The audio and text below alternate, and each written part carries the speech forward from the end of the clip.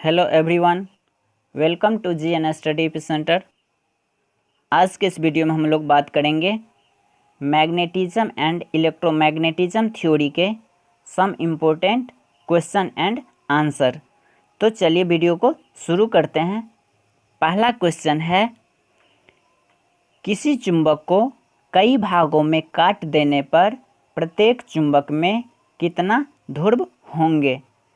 Option A है 1, option B है 2, option C है 1 या 2। तो इसका जवाब आप लोग ज़रूर कमेंट बॉक्स में दीजिए। क्या कहता है, किसी चुंबक को कई भागों में काट देने पर प्रत्येक चुंबक में कितने ध्रुव होंगे। इसका सही जवाब क्या हो जाएगा, किसी चुंबक में नॉर्थ पोल यहाँ और साउथ पोल यहाँ होता है। कहता है इसको कितना भी भाग में काट देंगे तो चुंबक का प्रॉपर्टी ही कहता है कि यदि किसी चुंबक को कितना भी टुकड़ा कर देंगे तो प्रत्येक छोटे छोटे टुकड़े में क्या होगा, अलग अलग नॉर्थ पोल और साउथ पोल क्या हो जाएगा, डेवलप हो जाएगा।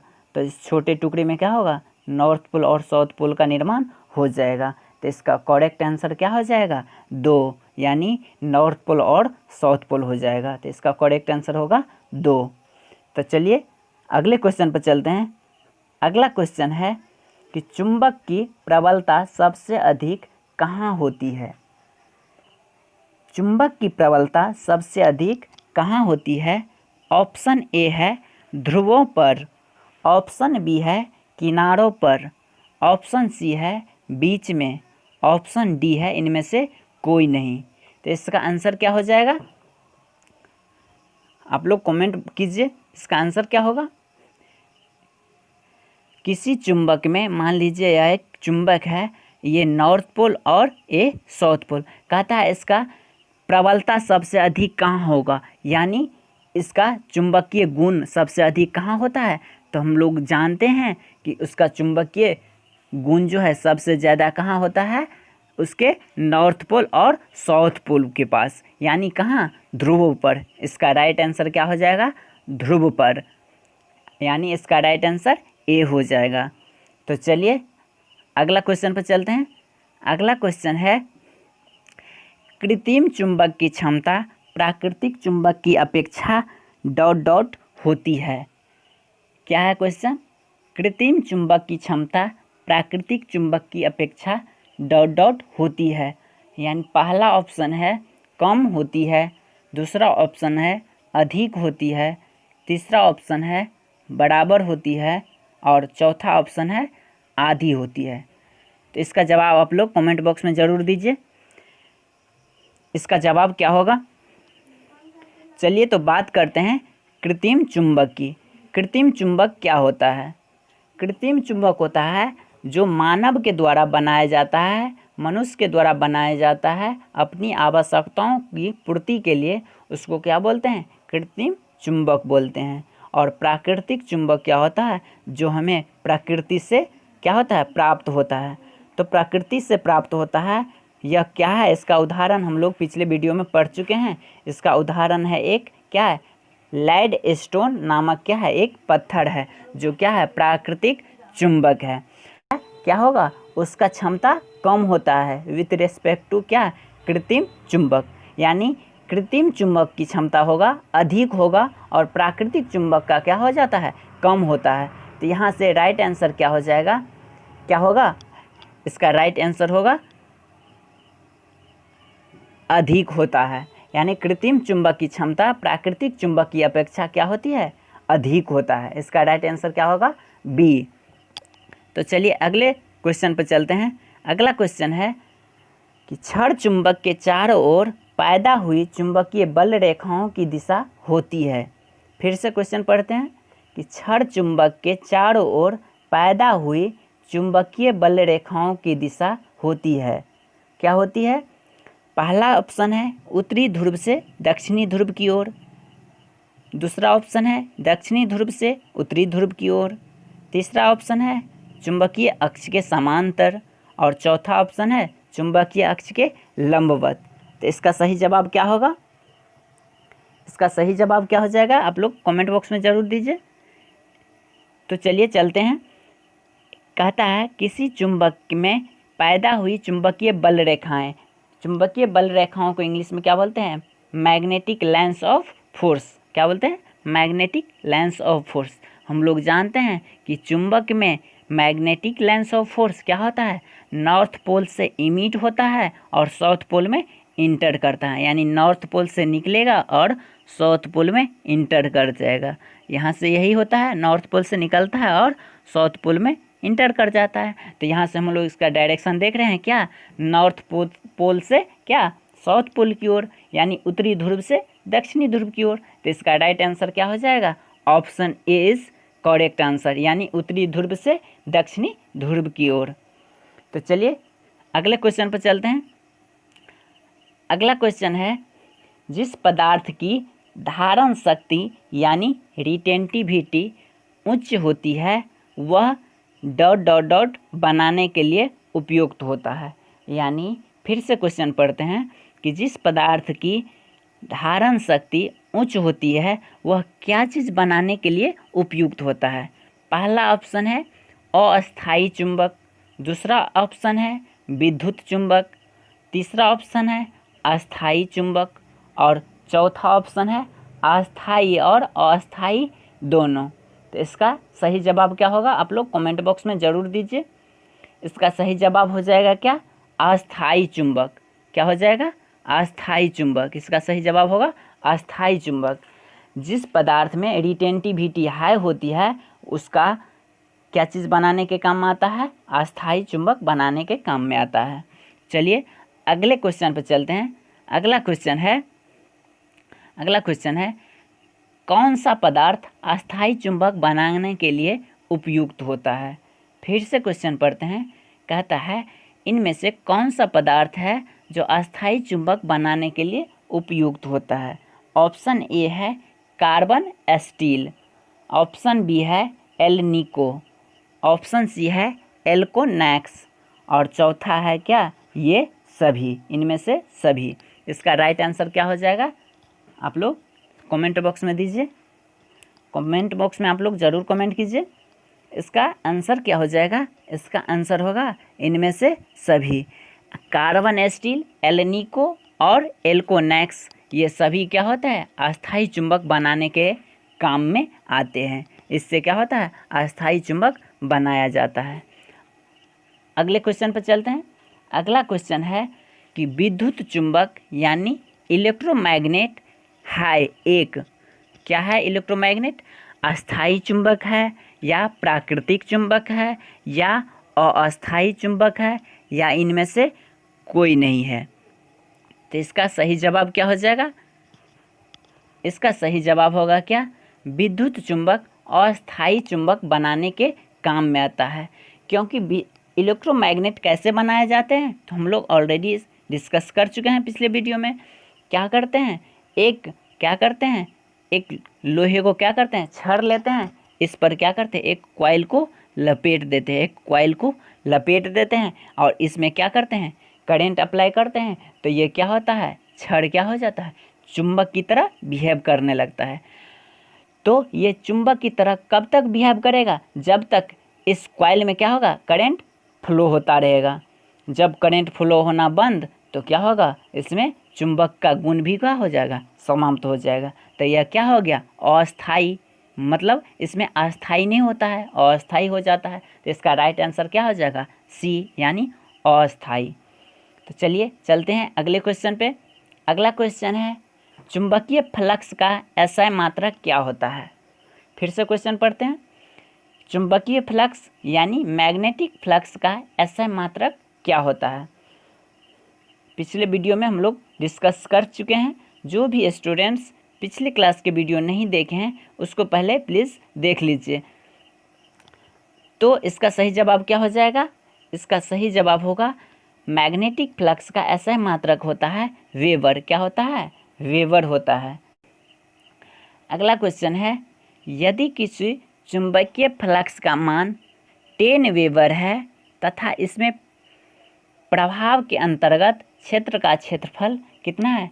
50 वर्ग मीटर हो तो चुंबकीय फ्लक्स घनत्व का मान क्या होगा? ऑप्शन है 5, ऑप्शन बी है 0.2, ऑप्शन सी है 500, ऑप्शन डी है 0.5। तो इसका आंसर क्या हो जाएगा? इसका आंसर क्या हो जाएगा? हम लोग जानते हैं, क्या जानते हैं कि मैग्नेटिक फ्लक्स डेंसिटी यानी बी इक्वल्स क्या होता है? फाई अपॉन क्या होता है? ए होता है। क्या होता है? फाई अपॉन ए, यानी magnetic flux upon cross sectional area. तो यहाँ से क्या हो जाएगा? यहाँ से होगा फ्लक्स का वैल्यू कितना है? 10 और क्रॉस सेक्शनल एरिया कितना है? 50। तो कितना हो जाएगा? 10 पंचे 50, तो कितना? 0.2 आंसर। कितना आंसर हो जाएगा? 0.2 इज ए करेक्ट आंसर। तो चलिए अगले क्वेश्चन पर चलते हैं। अगला क्वेश्चन है, चुंबक के द्वारा अल्प मात्रा में प्रत्याकर्षित होने वाला पदार्थ कहलाता है। फिर से क्वेश्चन पढ़ते हैं।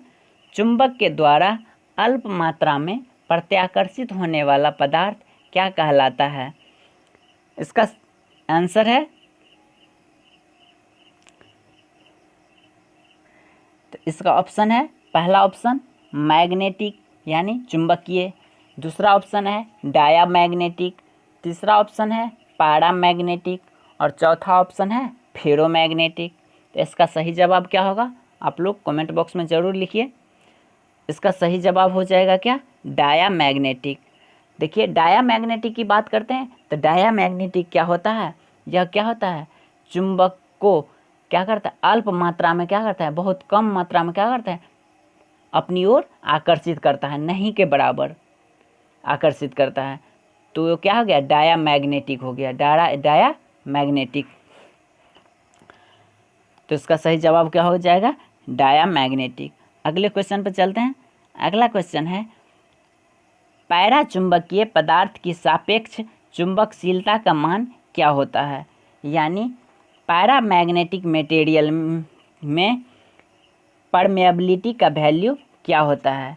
इसका ऑप्शन है इकाई से कुछ कम, ऑप्शन बी है इकाई से बहुत अधिक, ऑप्शन सी है इकाई, ऑप्शन डी है इकाई से कुछ अधिक।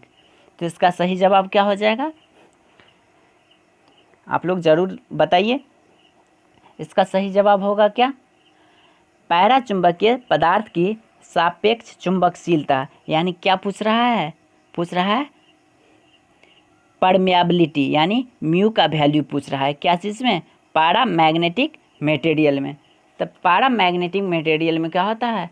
म्यू का वैल्यू क्या हो जाता है? क्या होता है? म्यू का वैल्यू होता है ग्रेटर देन 1। क्या होता है इसका वैल्यू? ग्रेटर देन 1, यानी कि इकाई से क्या होता है?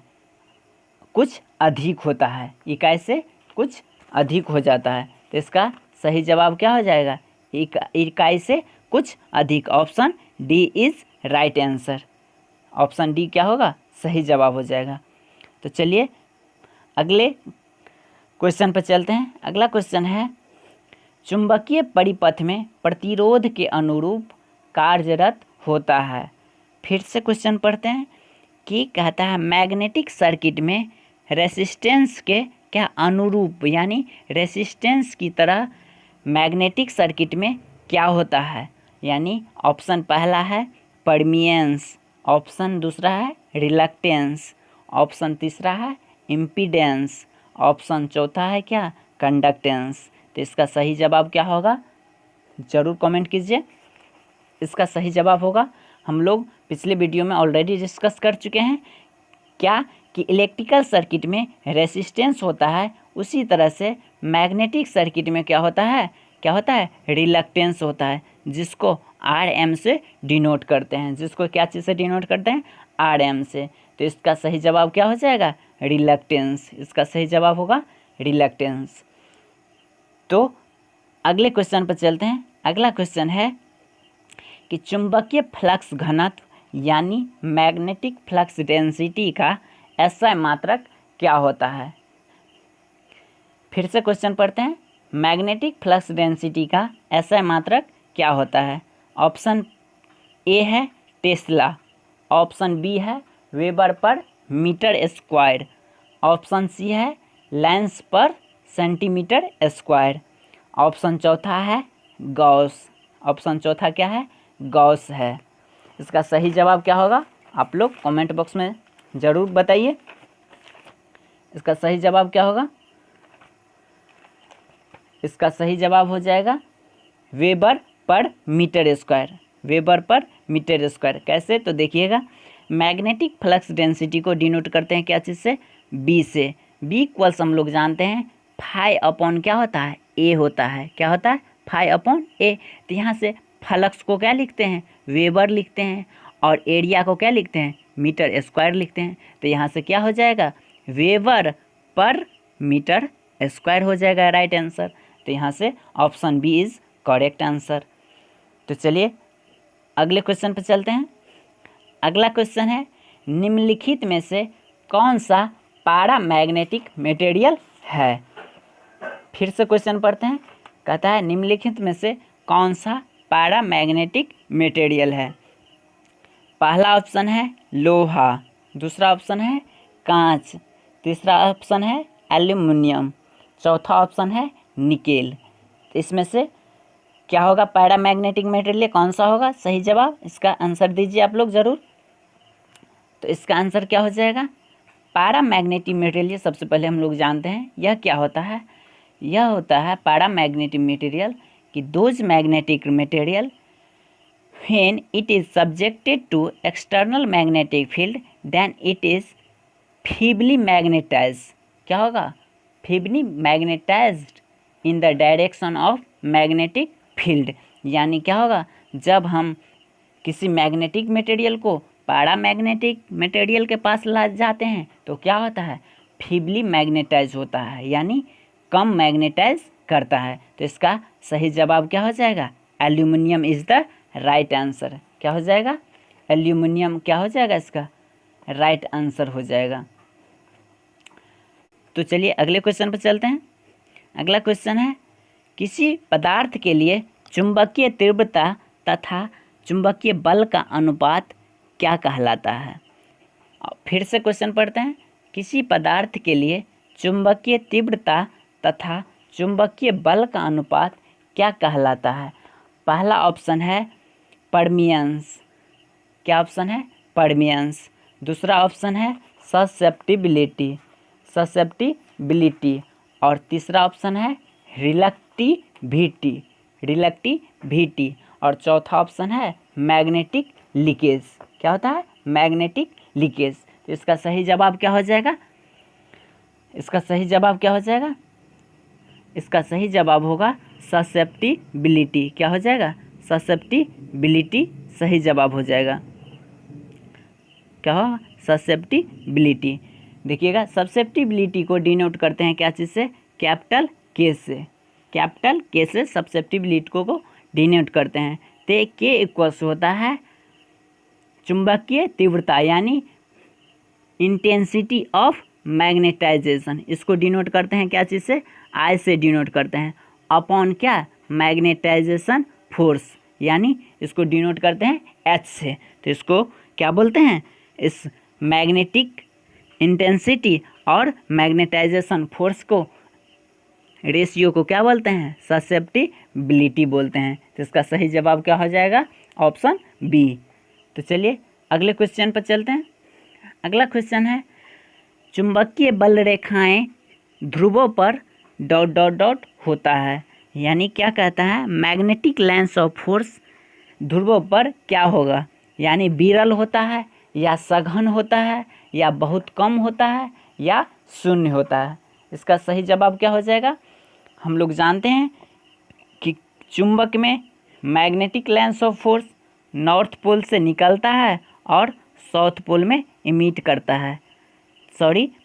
नॉर्थ पोल से निकलता है और साउथ पोल में इंटर करता है।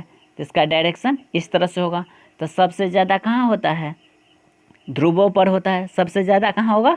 ध्रुव पर सबसे ज़्यादा मैग्नेटिक लाइन्स ऑफ फोर्स होगा। तो इसका सही जवाब क्या होगा? सघन होता है। क्या होता है? सघन होता है। अगला क्वेश्चन है, किसी चुंबक को गर्म करने से उसका चुंबक हो जाता है, क्या होता है? पहला ऑप्शन है बढ़ जाता है, दूसरा ऑप्शन है घट जाता है, तीसरा ऑप्शन है अप्रभावित होता है और चौथा ऑप्शन है नष्ट हो जाता है। तो इसका सही जवाब क्या होगा, आप लोग ज़रूर बताइए।